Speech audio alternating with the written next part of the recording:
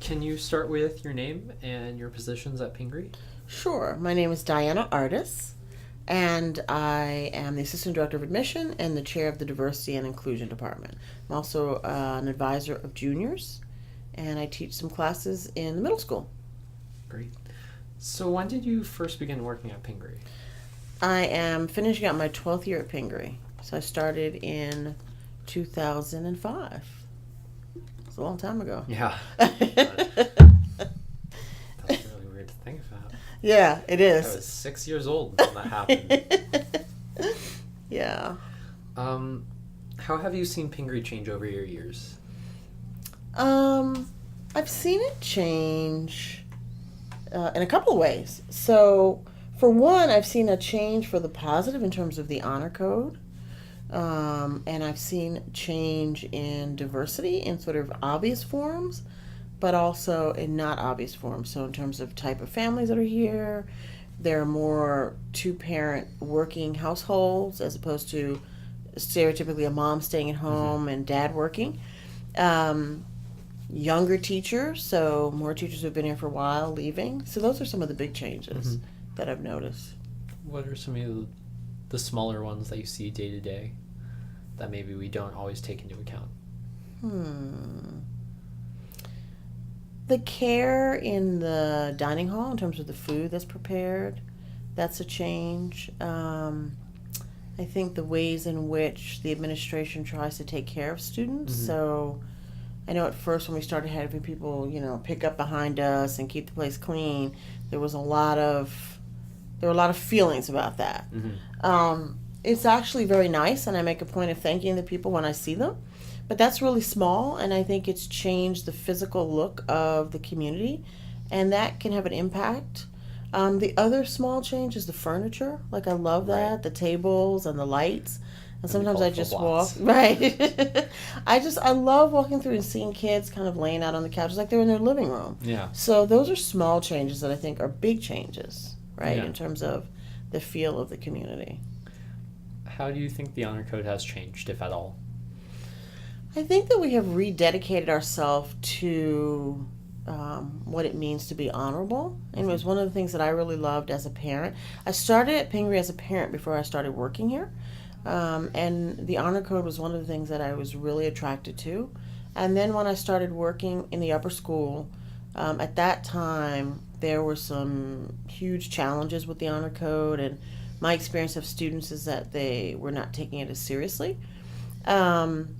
And so I'm glad that we didn't lose it. It didn't stray too far, but it did kind of bend a little bit. And so it's been nice to see the rededication of the honor board, to the honor code rather. And I really feel like students are embracing it in a different kind of way. And I think especially because what's happening in the world and social media, and I think that students are recognizing the value of having a place to come to every day that's different from the rest of the world. Can you actually discuss maybe the challenges that some of the students presented to the honor code back when you started? I think they minimized, well, let me say it differently. There were situations where there was plagiarism and stealing of exams, and so my experience of it was a very kind of cavalier, do what you need to do to get through. I think there was more, the students were involved more with drugs and alcohol, not to a huge extent, but in terms of kind of their comfort with being a little bit more out with it than perhaps before. So, kind of like stretching their legs, and I think... Yeah. Sorry, okay? my phone. Right. My phone's just being loud and obnoxious. I Oh. apologize. I think they were just pushing the boundaries is really what it was. I think they were pushing the boundaries. I think it was just sort of the time in our society. So Gotcha. really, how far can we go with this? Are they really going to hold us accountable? Yeah. How do you think the paradigm shifts so that the students and the school felt more in control of the honor code, if you know what I mean. Yeah, I think because it came from the students. Mm-hmm. So I think, Jess, when she decided to, find a way for us to rededicate ourselves to the honor Right. code and with the tradition, that was a huge shift. I mean, there was a year where there were students who were angry and felt like the administration was making too big of a deal over what had happened before. Mm-hmm. But that's kind of natural, right? Right. That happens. But then to have a student who was kind of around when that was happening and to have the courage to stand up and say, you know what, this isn't good and we need to Right. go back and sort of reclaim who we are. That's what made the shift stick. It wasn't top down. It was bottom up. It was students saying this is important. This is what we want to do, and it's what makes us special. Can you describe what you see in the honor code and the Pingree community now on your day-to-day, walking in school, working, your positions here? What I see from a positive perspective is a group of students who really try hard to be kind to one another. And to adults. I mean, I really see that a lot, and I don't know if we pay attention to that enough. So there are days when I walk in and I really pay attention to that. There might be students, being silly or having fun, but as I walk through the door, they'll stop, they'll hold the door, they'll say good morning. I see students being kind to each other. I see them being kind to younger students. This is a community where we really do try to be nice to one another, which is just not something that you experience a lot outside of Pingree. I think the challenges that we're facing now are where to draw the lines in terms of social media, and that's a learning curve. I think adults are struggling with that as well, so I don't think students are any different. But we're actively grappling with it. I think those are the things I think about. What are some of what are some of your favorite things at Pingree? My favorite things at Pingree. Oh, I get asked that question a lot through the admission process, and it's hard to pick one thing. I love graduation. I love the ceremony. I love when I love kind of the transition from one year to the next. I love our holiday concert. I even love Rufus Gunther Day, which is a nightmare, but just the idea of everyone stopping for a minute and trying to do something for someone else. I really love that. There's just a lot I love about this place. It's a sense of community. I love the advisory groups. I love my advisory group. I think they're the best. And it's the first time that I've stayed with a group for 4 years. I usually switch every 2 years. And so it's been really nice to kind of grow with them. So I love that. I love the office that I work in. I love the admission office. It feels like a small family. So there are a lot of things. Well, how are some of the changes between having a group / advisory for all 4 years as opposed to cycling out every 2 years? So what I hadn't thought about when I cycle out, I was typically a freshman, sophomore advisor. And it was actually my advisory group that this year appealed to me that we stay together. And so I said, okay, let me think about it for a while. I'm not sure. And so they convinced me, and I'm so glad we did. And so the benefit is, as they're coming in as juniors, which is a really scary year, I think it's really nice to have a group that's already been formed, where there's a level of trust, and you are willing to make yourself vulnerable at a time when you need to make yourself vulnerable, because you already know these folks, like you're already a family. And so I think that's great. That was really, really nice. Really knowing them and watching them grow. And so when I write recommendations, whether it's for peer leadership or honor board or any of the things that they run for, I actually know them. I've seen them evolve. So there's a lot of benefit, I think, to staying together for 4 years. Mostly for the support when they are approaching those years that are scariest and where it's nice to have a safe place to be vulnerable. I mean, it's great that we don't require that, because sometimes you're in a group that just doesn't work, right? So it's nice to have options. But when it does work, I think it's a really great experience. Yeah. What do you think are some important things to keep in mind when trying to be vulnerable? Because not everyone may be necessarily as comfortable. So you mean if you're the person who's being vulnerable? what to keep in mind, or I guess that too. I meant more like trying to become more vulnerable, especially in those stages where you're unsure, or if you're still in that stage of trust building.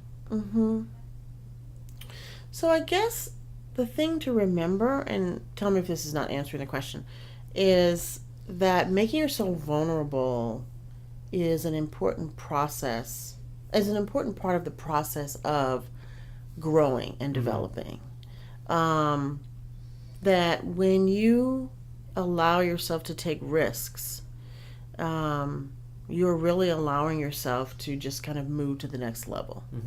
And it seems counterintuitive sometimes. I think we want to stay in safe spaces, but if you stay in that safe space, you never really grow and you never really know what you're capable of. And I think it's always important to challenge yourself, to lean in. I mean, we use that word, lean into discomfort with diversity work, but I think just in general, you don't even know what you can do until you've pushed the limits. I mean, and I try to do it in my own life so that I can have empathy for those for whom I'm pushing. And one of my favorite stories to tell is last year, one of the freshmen brought a snake to IRT. And he was actually a friend of my son's. And so I am afraid of snakes. I've never held a snake before. And I pushed myself. I said, I'm going to hold this snake. And I told my son and the owner of the snake so that there was someone to hold me accountable. That's the other thing when you want to push yourself, like you want to have trusted people that are not going to let you back away. Because as I sat there and watched this presentation and saw the snake moving in this bag, I wasn't sure that I could pull it off. But I did. And first of all, it wasn't as bad as I thought it was. I expected to feel very different than it did. But I think about that sometimes, and it encourages you, so you build trust and confidence in yourself by allowing yourself to become vulnerable. Because, okay, so now what else can I do? What can I try next? Where can I push myself next? I think the other thing is that you're also modeling for other people. You can't underestimate the impact you have on others when you allow yourself to be vulnerable, take risks. You've kind of already started mentioning your work in diversity. Can you go a little bit more into that? I mean, I could talk about that all day. We have 40 minutes, 40 minutes. So close to all day. I absolutely love the diversity work. And I feel really privileged to be able to do the work here. For me, it really is a passion, and it feels like a calling. And it's something that, I feel myself getting emotional as I'm talking about it, but it's something that I became aware of when I was in the 5th grade. And I've just never stopped. And so it's really, really hard work. But when we have an event like Sunday at the Taste of Pingree, there was a moment where I was talking to the PSPA president. She's a white woman, she's Greek, and she and I looked at each other, and she said, okay, don't start crying or I'm going to start crying. Because it was just this moment, like just seeing this community of people just being with one another, sharing different foods, just spending time together. I was talking about the food that you brought and other foods, and just, that's just, for me, it's so simple, right? It's just so simple. But sometimes we make it such a big deal. So I love being able to do the work here. It's a very supportive place. There's great support from our head of school. There's great support from colleagues. And yeah, the thing that's encouraging to me too is when students come back from college and they'll say, I love the ones who are doing the work, but I also love the ones who say, I'm so sorry. I was a jerk in assembly and I didn't really appreciate it. And that's fine, right? That's part of it. We're planting seeds and they sprout at different times. It's important. It's important. If I may ask, how was my bunyuk? How's what? How was my bunyuk? It was wonderful. Thank you. I loved it. Yeah, it was delicious. What do you kind of see as the purposes of SDLC, the Student Diversity Leadership Committee Council? So similar to what I was thinking about, I would make an analogy to the one I made about the honor board. I think that it's got to come from students. Yeah. So, adults can sit up there all day and lecture, but when students reach out to other students, then it's impactful. And so I see their role. I mean, they do a lot of work in the middle school, and last year we actually went to another school. They invited us to come and present to their middle schoolers, which was great. And I see their role growing as they connect with others, and I can tell it's successful each year when I get applications for POCC. Like, the numbers of applications grow, the type of students who are applying has changed. So they serve a really important role. They really do. Can you talk about some of the work SDLC has done and then go into POCC? So, what have they done? One of the things that they love doing is working with the middle schoolers and running diversity activities where they're talking about the 8 cultural identifiers, and sometimes they come in proactively. There have been times when they've come in reaction to something that's happened. So a couple of years ago, insensitive comments that were made about someone in the LGBT community, and so SDLC came and met with the middle schoolers, kind of a town hall meeting. And so again, hearing from students had much more of an impact than if the adults were there speaking. We went to a school in Hoboken. It was a K-8 school, and they don't get to go to POCC because it's a conference for high school students. Right. And so, oh my gosh, those kids were on the edge of their seat as SDLC ran diversity activities, and the teachers were just mesmerized as their own students were sharing about their experiences. So they create activities to develop trust, and then kind of dig in and talk about experiences that you've had or questions that you have. And they were really impactful there. POCC is an incredible place, and I wish more people could go. It's a place where, for white colleagues, white students, it's sometimes the first time that they've been in the minority. And there's just, you can't even explain what that's like. So just kind of like dropping them. And that in and of itself is like, wow. And then for those of us of color to get there and see this like sea of people from independent schools is powerful. And the affinity groups are great. We have, Asian affinity groups, African American affinity groups, white affinity groups, religious affinity groups, and it's 3,000 strong, so about 1,500 adults and 1,500 kids, all independent schools, and it's really, really powerful, and you're coming together feeling like, okay, I'm not alone in this work. It's also a place to support people at schools who are alone, who may be the one and only in terms of the diversity work, or students who are, just one of a handful. So for those of us that have the privilege of being at a school like Pingree, which is diverse, to reach out to those who are not, and for students to make connections across schools. So really powerful. What have been maybe the best stories you've heard from your students who have gone to POCC, come back, and tell you about their experiences? So one student was a Chinese student. She graduated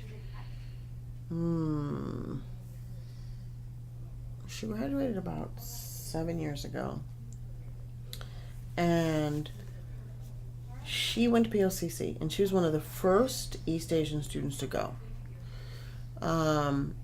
And she came back, and I remember her saying, I had no idea what I was missing. So we had a Chinese club here at Pingree. Actually, I think it was called an Asian club. And it was mostly, foods and that sort of thing, which clubs often are. And it was an affinity group, so anybody could be in it. Right. And, but she came back, and then she did an internship at, I think it was like in January, at Columbia. And it was with East Asian students.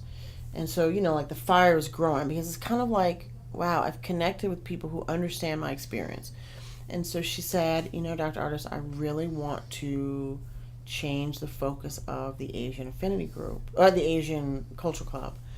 And I knew that it was going to be a really painful experience for her because of where we were in our journey as a school.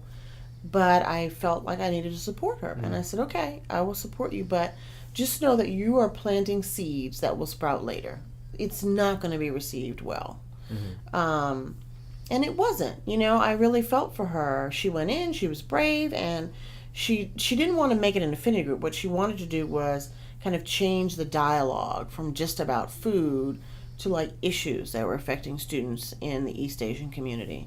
And there were white students in the room who were kind of, well, I don't understand what this is about. They wanted to keep it comfortable and safe. And there were people who said things that were hurtful to her. I mean, she really, really was hurt by that experience.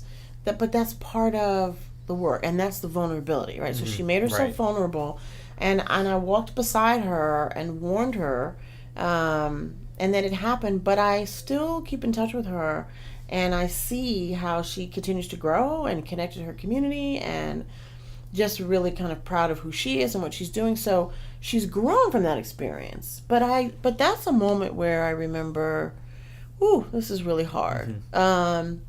And then there were other experiences where students go to PLCC, and particularly for students who are coming out and feeling like, wow, here are people that understand me. And then they get the strength to come back and to come out to their families. And I'm thinking about a student who that happened to 2 years ago. Was just really living alone with being gay, and there was no one he could talk to at Pingree. Went to PLCC, got really strong, came back, started telling friends, and eventually came out to his family before he went up to college. I mean, those are the things that, for me, just really make it worth it.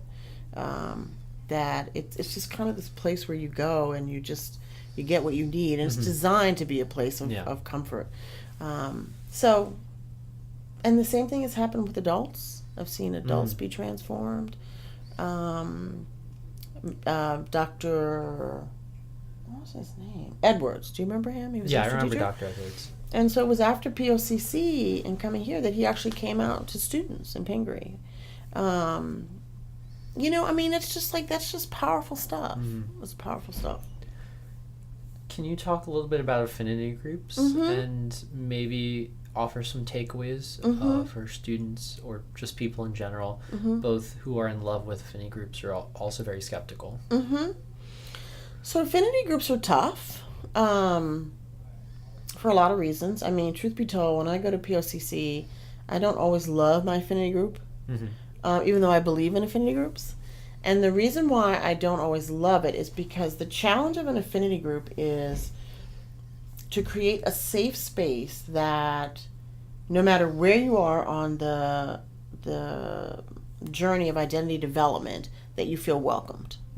So, we all are at different places, and there are theories of racial identity development that exist.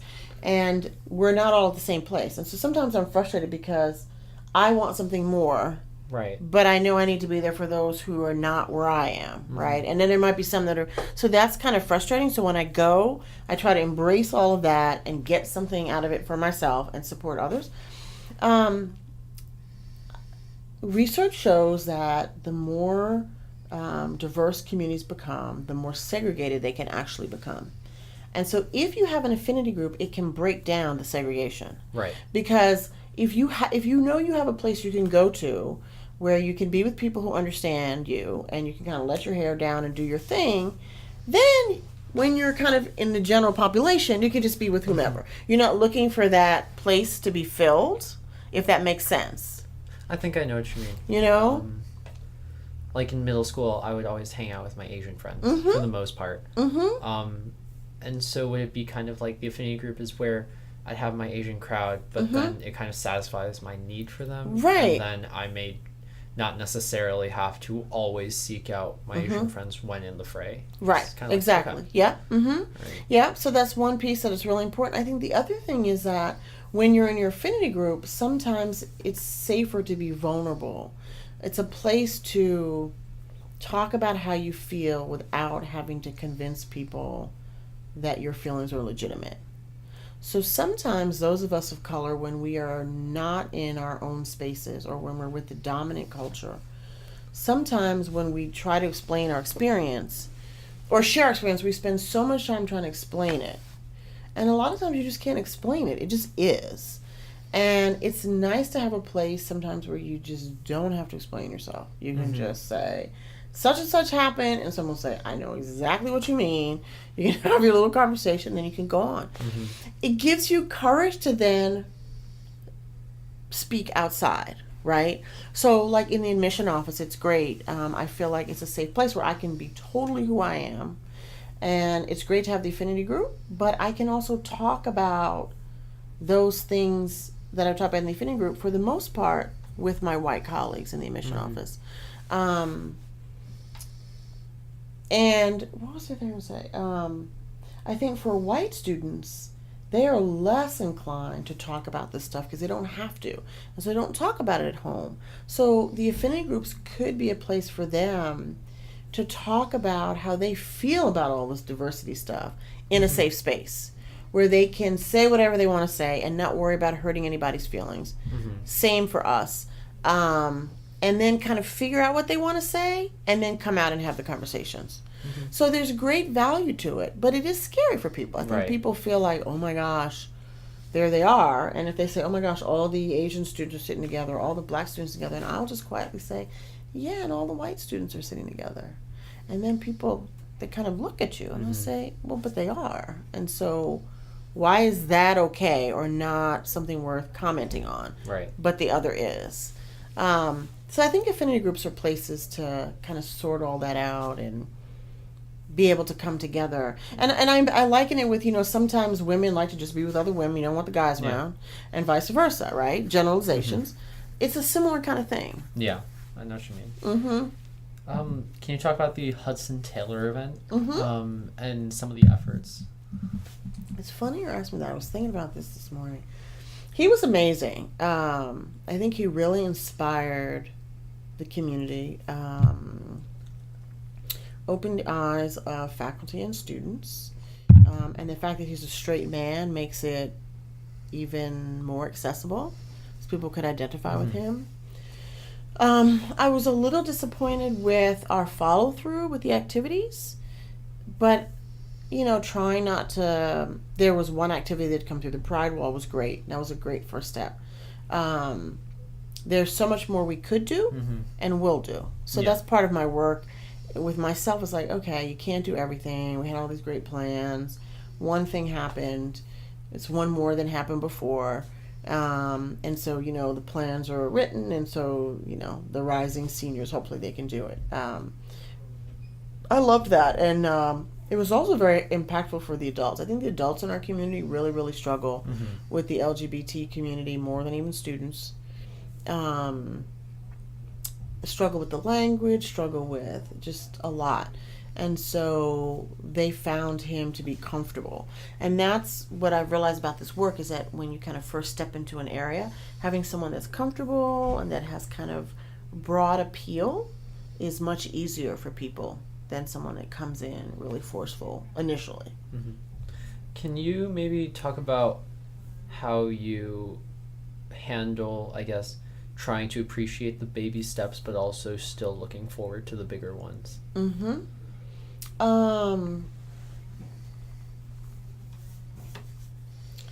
So for me, it has become, I'm always internally pushing for something more. So I never lose that fire. But I do know that this is really hard work and we have to kind of meet people where they are. Yeah. And appreciate the baby steps. I think the thing that helps me with that is my faith. I'm a Christian, and the two, like the diversity work and Christianity for me, are tied up together. And so going to that place where, there's acceptance of where people are and not judgment really helps.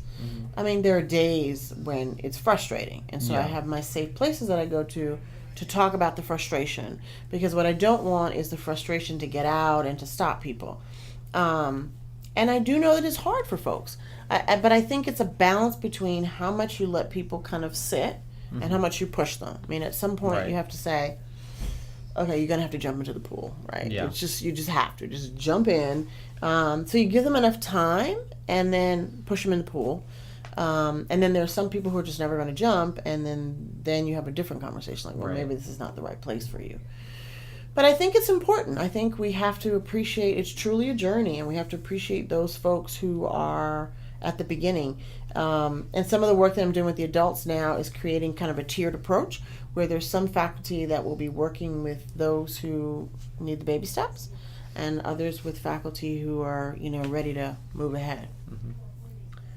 Kind of moving off your Mhm. work at Pingree, and maybe just can you walk me through your career history? You started as a licensed psychologist in New York City, and then you got your doctoral degrees, and then you kind of worked your way into the Pingree community. Yeah, it was an interesting journey. So I did practice psychology, and at the time, Columbia was one of the first programs to have cross-cultural component to their clinical training, which fit for me. And then I did private practice in New York, working with adults, couples, and adolescents. And then I had a great gig with Columbia's Business School. So they offered, a colleague and I signed a contract where anyone who was applying to the business school could come to us for career counseling, which is often a first step into personal counseling. Yeah. So they could come voluntarily for a reduced rate, or if there were applicants to the MBA program or students who they were concerned about, they would refer them to us. So that was interesting because that was a group of really bright, Right. different types of students, which balanced. I tend to be drawn to the difficult populations. So when I had children, it was really hard I knew that I couldn't do this work and be there for my kids, Maya and Jackson, because of the communities that I worked with. I worked with women who had eating disorders. At one point I did research with drug population in DC. I mean, I was just drawn to, and even just sort of the normal neurotics, MBA students, is exhausting. So I said, I can't do this anymore. So I stopped. I still did a little diversity work. We lived in Johannesburg for 3 years, and so that was interesting work there, where I brought the two together. We were there about 4 years after apartheid, and it was the first time that black attorneys could practice anything but family law. So there were some firms from the U.S., and I was married at the time, and so my husband is an attorney, and his firm brought him and others, they were M&A attorneys, to teach the black Africans how to do corporate law. So while he was doing that, I was working with the independent schools who had been segregated for all these years, who were now bringing in students of color. And so doing actually what I'm doing here, so helping the teachers and parents kind of connect with one another in a school setting. And so that was really a lot of fun. But when we came back to the States, I didn't work. I stayed home. And then I was divorced, which was okay story, sad, but for me it was a good thing. But we started at Pingree, and Jackson is a lifer. He started in kindergarten, Maya started in 5th grade. So by the time he was in 1st grade, I wasn't working. I was still staying at home, but I was volunteering a lot. And this position opened in the admission office, and Miss Boyceford was the director of admission at the time. And she said, okay, so you're here all the time, and you did this diversity work, and we're starting this program. What do you think? Perfect. As a mom, a single mom raising 2 kids, to have a school schedule was just brilliant. So here I was, and it was perfect. The admission work uses the counseling skills, and I get to do all the testing. Allie lets me do that because I love that. And then the diversity work fits with just my passion and my training. So it's just perfect. Just perfect. Yeah. Can you talk about your work as an admissions officer? Any question in particular, or? Nothing in particular. So it's a real privilege and one that I think our office takes very seriously, to create a community, which is really what we do. There's a lot of power in that. We don't sit in the room and feel powerful, right? We don't, but we are aware that there's a lot of power in these decisions we're making. and we take it very seriously.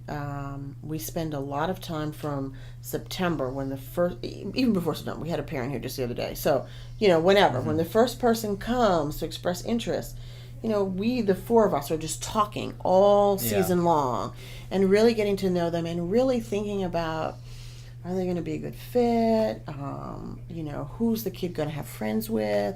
If a parent rubs us the wrong way, do we want to punish the kid for the parent? There's just a whole lot. What are they going to bring? What are they going to get from us? And it's really exciting when finally we have created this next class and we send those letters out, and then we sit and wait for people to accept. And I think we do a really good job. I think we do a really thoughtful job. And for the most part, I think it's pretty successful. I think most part people are happy. Kids are successful. But it's hard work. It's hard work. I think the things that help us is that we're honest with each other. Mrs. Brenthouse creates an environment that is really comfortable to share honestly. She respects and values everyone's opinion and solicits it. And which is good because we're all here for the perspectives that we bring, and the perspectives are valued. So I wouldn't give it up. There are diversity workers at other schools who do just the diversity work, and sometimes people will say, well, and I couldn't give it up. I mean, I feel like they both kind of go hand in hand, but I do love that part of it, just being involved in seeing the community continue. What's it like being both a Pingree parent and a Pingree faculty? And how's that kind of given you some more perspective working in the office? Yeah. So, because I'm a neurotic parent, one of those parents that pushes her kids, that's why I do the testing, the placement testing. I'm like, okay, let her handle it. Because, I understand for many of us what it means, this education, right? And, I understand when parents are like, I want this class for my kid, or I want my kid to be at this level. I mean, I was that parent. And so I appreciate that and I respect that. And, I will listen to it all day long. I think being a parent brings some empathy to the experience. It is really hard. I mean, fortunately, I was blessed with children who just were fine and did fine going through. I think sometimes it's hard if you're not. If it's not, I mean, that's tough, right? But we respect that. Again, it's like this code. Like, we take care of faculty kids. We don't want them to get things because they're faculty kids, but we take care of them. And so I think it's just another perspective that you bring to the table. And there are times when I have to hold my colleagues accountable. Like, you're assuming things about us as parents that are just not accurate. And so here's another perspective. But I also think because I am a parent, and my kids love the school, that I also feel a commitment to maintaining what's here. I mean, I joke with them about I'll never be part of the club, but I'm a parent of club members, and so it's important to kind of sustain what's been here. Kind of backtracking, can you discuss your degrees while working at Columbia, and maybe if you have any insight on Columbia student life? I know they're pretty big with activist culture. It's known to be a liberal school and all. Yeah, so I could never have gone there undergrad, but grad school, I loved it. It is an activist culture. The thing I love about Columbia is just the incredible resources, and it's positioned so well. So when I was there, at that time, New York City's public school system was a mess. I mean, I know it's not that great now, but it was horrible. The dropout rate was incredibly high. And so Columbia got this grant. It was an interdisciplinary grant to basically research the dropout system in New York City and make recommendations to the mayor. And so I was part of that. There were people from the counseling psych department and, education department, a lot of different places. And we would come together. It was like a 3-year grant. It was amazing to work with folks from different parts of the university and to be in these schools in all 5 boroughs and to have access to these politicians. I mean, it was great for a dissertation. You had your subjects right there. That was a blessing. But then I also, for the diversity, for the psych part, We go to the Psychiatric Institute, which is further up north. And again, just because it's an activist school, its fingers are in a lot of different places. And so doing a lot of research in the homeless population. So I did that where, that was like a lifetime ago, where we were researching the dropout population and kind of, debunking the myths about why there was such a, not dropout, homeless, why there was a homeless population. And so spending Saturdays in these homeless shelters and interviewing people, and a lot of them were vets and people who were kind of kicked out from psychiatric facilities, and a lot of things that people said about that community just wasn't true. And so because they were so committed to that, you had access to these opportunities. So it's a great place. It really is a great place. Yeah. And I guess moving into the future now, what are some goals that you have for Pingree? I know there's a lot of different things that you do, and even more things for Pingree. Are there some major things? The biggest thing on my mind right now is tapping into our alumni network. So I went to the alumni events on Saturday, and what was concerning to me was the lack of diversity at the alumni event. And I know that a lot of the folks that are there, graduated many years ago when there weren't even women, right? Much less people of color. But there are a good number of people of color who have graduated from Pingree who are not attending these events. And so in terms of sustainability, what I don't think we're thinking about enough is that when you have almost 50% of your community people of color, if we're not finding a way to engage with them and invite them to participate, this whole legacy could just fall apart. And I've mentioned it to people in development office, saying, "Oh, you're right," but they're so busy, right? It's just like, oh, and you don't think about it until it's right in front of you. But that's something that I'm committed to. Like, I really want to think about how to engage the young alum of color and have them come back and participate in a significant way, because there are significant numbers that have graduated. It's encouraging to the kids that are coming through, and it's a way to slowly, build a different base that will continue to sustain the Alumni Association. What are some other big hopes that you have? What are some other big hopes? So my joke is I think we should become a boarding school. We should have dormitories. Mr. Faye's like, not going to happen. At least Monday through Friday, okay? We're here so much. It'd be nice to just go take a shower and go to bed and then, get up the next morning. Yeah. It would also solve the transportation problem. That's something that we're talking a lot about. Right. Transportation is becoming so expensive. And so I don't know what's going to happen there. So we're kind of grappling with that, like trying to find ways to be creative about transportation. I'd love to have, in terms of diversity work, to have courses or electives in the upper school, similar to what we have in the middle school. We have the co-curricular cross-cultural cultural competency. We don't have anything like that in the upper school. So Mrs. Strowski and I have talked about it, and so that would be great. To have some courses in the upper school. Those are some of the things, I think. Okay. Mm-hmm. Dr. Artis, I'm just about done with my questions. Mm-hmm. Do you have any last favorite stories or pieces of advice you might want to give to anyone listening? We only go through this life once, and I think that when you graduate from this school, so thinking about advice here, you want to feel like you have no regrets. That everything that you wanted to do, you tried, even if it wasn't successful. High school is, I think, one of the best times of our lives. It was certainly my favorite. I loved high school more than even college. It's a really special time. It's a time to take risks. It's a time to try things. And, I really encourage students to do that. Because you have less freedom to do that the older you get, and tomorrow's not promised. All right. Well, Dr. Artis, thank you for taking this time to speak with me. Thank you. It was a pleasure. Thank you so much. Dr. Dr. Diana Artis, Assistant Director of Admissions, Director of Diversity and Inclusion. Dr. Artis, thank you again. Thank you, Sean. Awesome.